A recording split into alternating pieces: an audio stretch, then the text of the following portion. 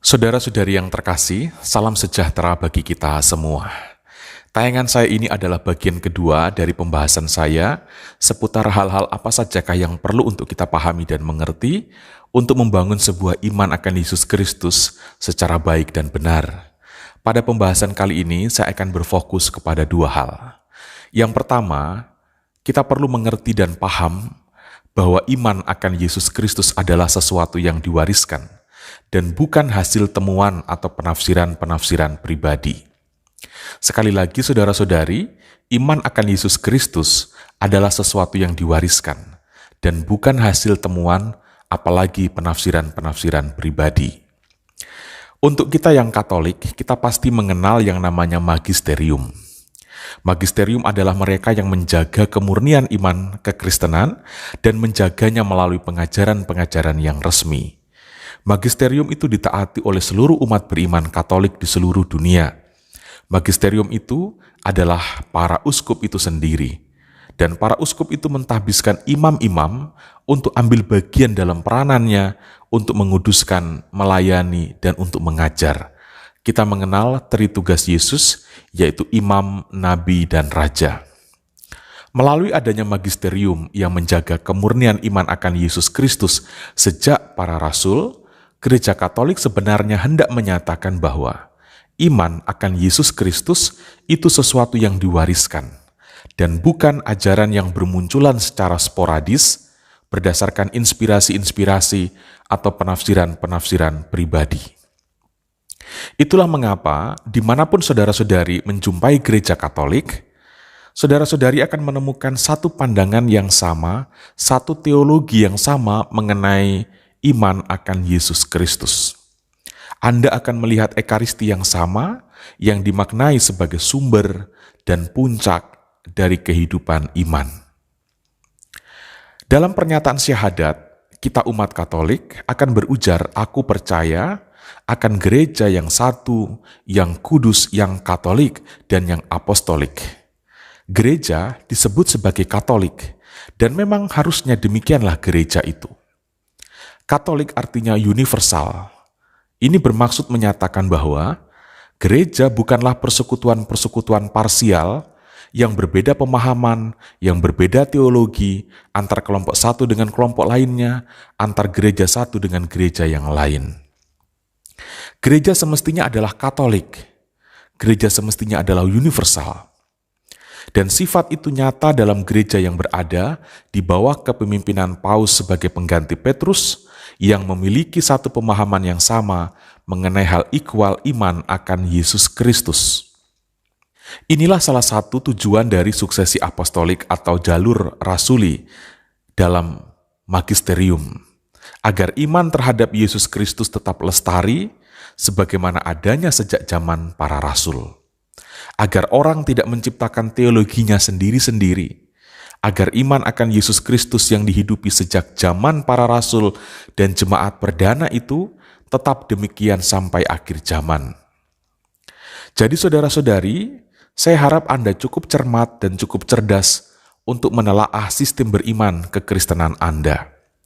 Dan jangan asal berkata, yang penting Yesus Kristus. Itu yang pertama. Yang kedua adalah, tidak pernah ada iman akan Yesus Kristus di luar gereja Katolik. Anda mungkin kaget dengan pernyataan saya ini, tetapi ini benar. Awalnya gereja itu hanya satu, dan itulah Katolik. Kenyataan yang ada sekarang, ada banyak gereja dengan berbagai sekte atau denominasi, tidak seperti itu sejak awalnya. Orang yang hendak mengenal Yesus Kristus, mau tidak mau dia harus bergabung di dalam gereja Katolik. Tidak ada iman akan Yesus Kristus yang muncul di luar gereja. Gereja Katolik adalah sumber otentik iman akan Yesus Kristus itu. Kalau kita menyatakan tidak perlu gereja Katolik, yang penting Yesus, pertanyaannya Yesus yang mana yang dimaksudkan? Sebab iman akan Yesus Kristus adalah warisan gereja yang Katolik itu. Kitab suci yang kita miliki sampai sekarang, Injil-Injil yang kita baca sekarang adalah hasil kerja nyata dari magisterium gereja Katolik. Yesus tidak pernah menulis teks kitab suci. Ia tidak mewariskan satu tulisan pun yang bisa kita baca di hari ini. Gereja yang Katoliklah melalui konsili-konsili yang menetapkan mana kesaksian-kesaksian dalam bentuk tulisan-tulisan yang dapat dimasukkan dalam daftar atau kanon dalam Alkitab untuk dijadikan sumber atau rujukan dalam beriman akan Yesus Kristus dan mana yang tidak. Alkitab yang saat ini kita gunakan sebagai sumber iman akan Yesus Kristus adalah tanda paling jelas dari produk kerja magisterium Gereja Katolik. Jadi saudara-saudari, mengambil sikap antipati terhadap Gereja Katolik adalah sebuah kemunduran terbesar dalam beriman akan Yesus Kristus. Bahwa orang-orang Kristiani non-Katolik banyak sekali yang sedemikian karismatis dan bisa menjadi penyembuh, memiliki kerohanian yang luar biasa baik, dan bisa mengusir setan dalam nama Yesus, berkhotbah secara lebih berkarisma, memiliki militansi dalam penginjilan. Itu benar. Saya turut mengakui hal itu.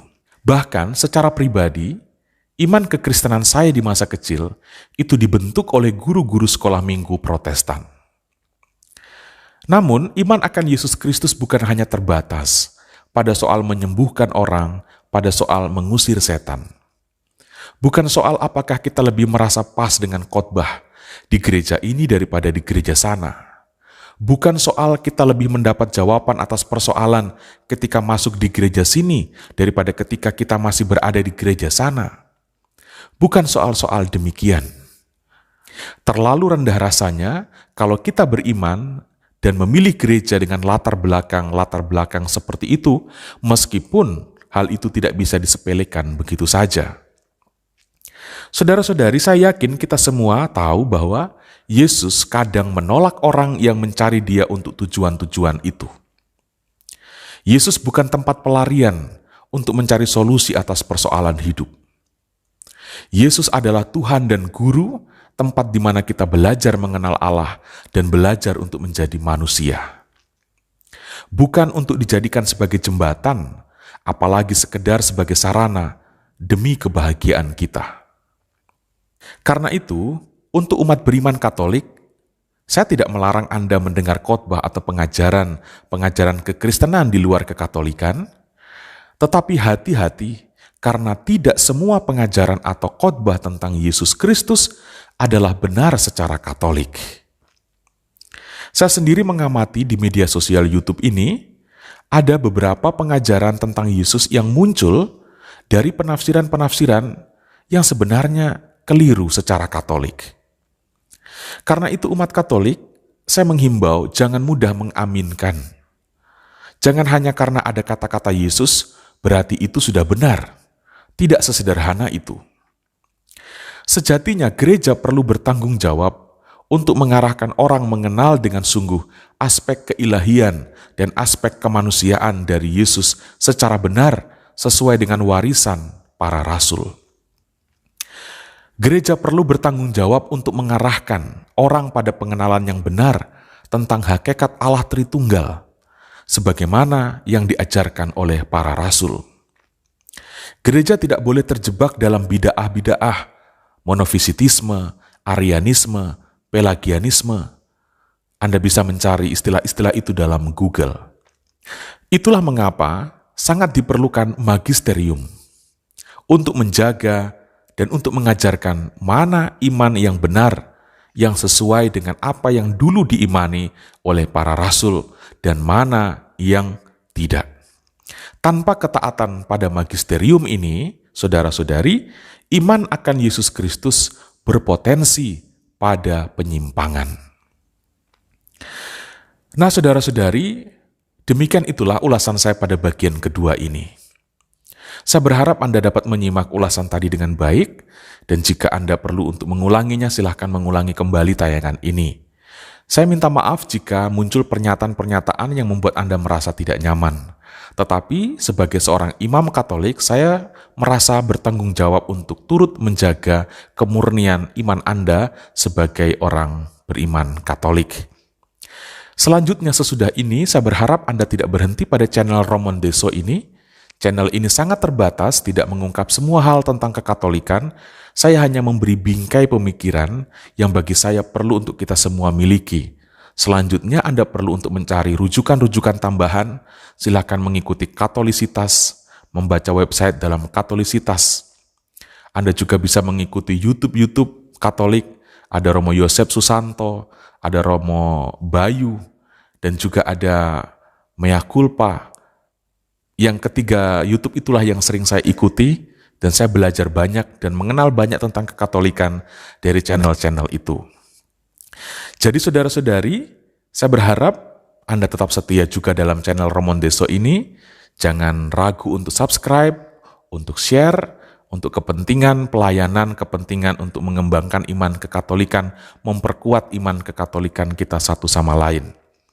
Ini gratis untuk Anda, saya hanya meminta doakanlah kami para imam. Saudara-saudari, Tuhan Yesus memberkati kita semua.